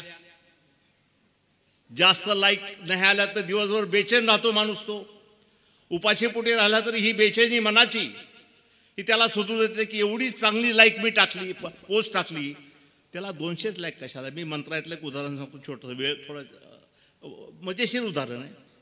दसऱ्याच्या निमित्तानं मंत्रालयामध्ये कर्मचाऱ्याचा एक वर्ग आहे आणि ते कर्मचाऱ्याचा वर्ग जेवणाचे डबे जसं दसऱ्याला जेवतात तर ते म्हणतात की घरून डबा आणू नका, आपण जेवढा ग्रुप आहे आपला, जेवढा मित्राचा ग्रुप आहे ते प्रत्येकाने डबे नाही आणायचे, एकानं दररोज डबा आणायचा. नवरात्रीला दररोज एकाने डबा आणायचा.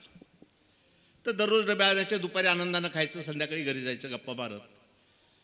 असंच एक 8व्या दिवशी नवरात्रीला एकानं घरून डबा आणला तयार करून, मोठ्या कौतुकानं प्लेट वगैरे ठेवल्या. दुपारी जेवायला मित्रमंडळी बसली, गप्पा चप्पा इकडच्या तिकडच्या. मंत्रालयातल्या गप्पा आपल्याला माहिती असतात, किती रसदार आणि मजेशीर गप्पा असतात मंत्रालयामध्ये, चवदार अर्थपूर्ण गप्पा असतात.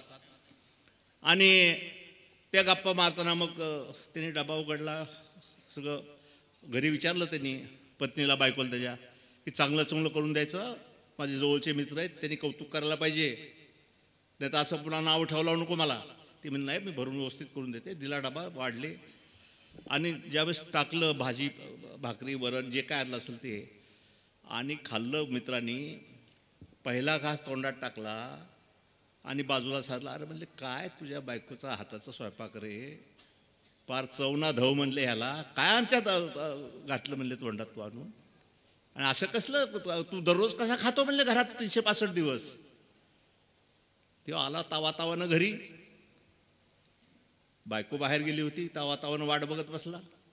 बायकोला आली की बायकोला काय हे लावलं म्हणली, माझं सगळी इज्जत काढली तू आज. ती म्हणली काय इज्जत काढायला, मी काय केलं, मी तर तुमचं एवढं सगळं करून दिलं, स्वयंपाक केला, 10-12 लोकांचा डबा भरून दिला, मी कधी देत नाही, आपले नोकरच करतात, मी स्वतः हाताने केलं सगळं ह्यावेळेस.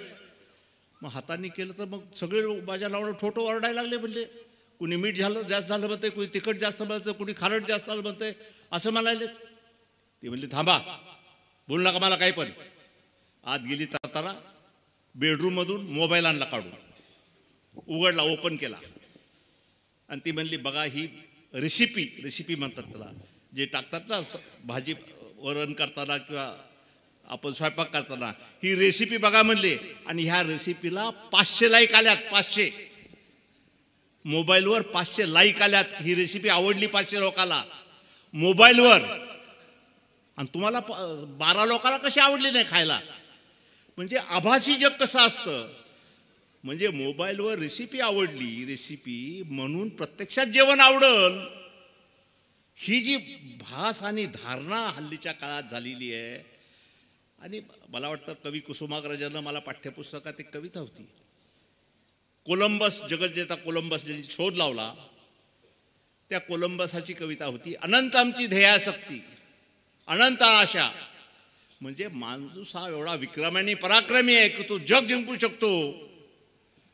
परंतु कोरोनानं काय हालत केली आपली. महायुद्धामध्ये, भूकंपात, ज्वालामुखीमध्ये माणसाला दिसतं, कळतं, काही करता येतं. इथं अदृश्य जंतू, आणि त्या अदृश्य जंतूनं जग विठीस धरलं, गुडघ्यावर टेकवलं सगळं. आणि त्यावेळेस आता ती कुसुमराजाची कविता, आता माडगुळकरांचं गीत रामायणामध्ये, पराधीन आहे जगती पुत्र मानवाचा, हे आता कोरोनानं, निसर्गाच्या आपल्याला आता दाखवून दिलंय की आपण किती कपदार्थ आहोत निसर्गासमोर. आणि निसर्गाची शक्ती आणि ताकद ही सर्वापेक्षा जास्त आहे, हे आपल्याला आपलं स्वरूप आता लक्षात आणून दिलंय. आणि बदल अनेक झाले. तसं तुम्ही फ्लॅटमधलं सांगितलं, कोरोनानं कशी ताटातूट झाली, विभक्तीकरण झालं. आपल्याकडे पुण्या मुंबईचे लोक कोरोनानं आले होते, पुणे मुंबई सोडून.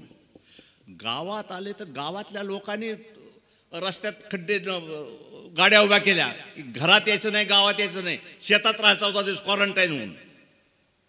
आम्हाला समजून सांगावं लागलं, बाबा त्याच्या टेस्ट करा, टेस्ट केल्यावर गावात घरात घ्यायला काय हरकत आहे, नाही आम्हाला काही सांगू नका म्हणले, अख्खं गाव आमचं अंगावर येईल सगळं. म्हणजे एवढं माणसामध्ये नात्यामध्ये तूट कशी असावी, विरळ कसं व्हावं, हे ह्या कोरोनासारख्या महामारीने दाखवलं आहे. आणि त्यामुळं नात्यातली जवळीक पण दाखवली. मुंबईतले डॉक्टर कुटुंब मी सांगू शकतो, नवरा बायको प्रख्यात डॉक्टर आहेत, पण नोकरं नव्हते, सगळे गेले UP बिहारचे नोकरं सोडून. झाडणारे, साफ करणारे, स्वयंपाकी, ओरिसातले, आसाममधले सगळे निघून गेले. नवऱ्याकडं भांडे घासणे, बाहेर तर जाता येत नव्हतं कुठं, भांडे त्याला घासायला लागत होते, स्वयंपाक फक्त बायको करायची. असं वाटून कामं घेतली होती ही. आयुष्यात कधी त्याने भांड्याला हात लावलेला नाही, पण भांडे घासलेच त्यांनी वर्षभर. आनंदानं घासले, जबरदस्ती नाही, आनंदानं घासले. शेवटी ही सामुदायिक संसारातली जिम्मेदारी, आणि ज्यावेळेस निसर्गाने परिस्थिती माणसाला त्या पावणे करते, त्यावेळेस त्या दृष्टीनं काळानुरूप आपल्याला वागावं लागतं. मी पुन्हा बोलणार, जास्त वेळ होईल, मी माफी मागतो. बोलायला लागलं की माणूस खूप बोलत राहतो. मी अधिक नाही बोलणार. यांनी 5 पक्वानं वाढलीत महाराजांना, मी आपलं काय त्या 5 पक्वानंतर एवढी आपली मेजवानी झाली, मी काय वाढावं, मी काय बोलावं, परंतु आपण आज्ञा केली म्हणून मी या ठिकाणी लोकाला बोललो. आणि माझी इच्छा होती खूप दिवसानं की श्री पवार जे उत्तम काम या ठिकाणी आध्यात्मिक क्षेत्रात करतात, दर गुरुवारी या ठिकाणी मोठ्या प्रमाणावर भक्त भाविक लांब दूरनं येतात, दत्ताची आराधना करतात, आणि दिगंबरा, जानकी वल्लभ दिगंबरा ही प्रार्थना म्हणून या ठिकाणी जातात आणि आपल्या जीवनाच्या सफरीला सुरुवात करतात. हे असं स्थान आहे, आणि या स्थानाचं महत्त्व, महात्म्य दिवसेंदिवस वाढतं आहे, सर्वदूर पसरतं आहे. आणि निश्चितच मला वाटतं की आपल्या आजच्या उपस्थितीमुळं तप झालं आहे. 12 वर्ष झालेत सातत्यानं हा अखंड हा उत्सव या ठिकाणी करतायत ते दत्त येते जमताना. आपलं आगमन, सर्वांचं आगमन, आणि आपण सगळे या ठिकाणी आलात. संस्थांच्या वतीनं, आपल्या भागातला कार्यकर्ता ह्या नात्यानं मी आपल्या सर्वांचे या ठिकाणी आभार मानतो, महाराजांचे आभार मानतो. धन्यवाद.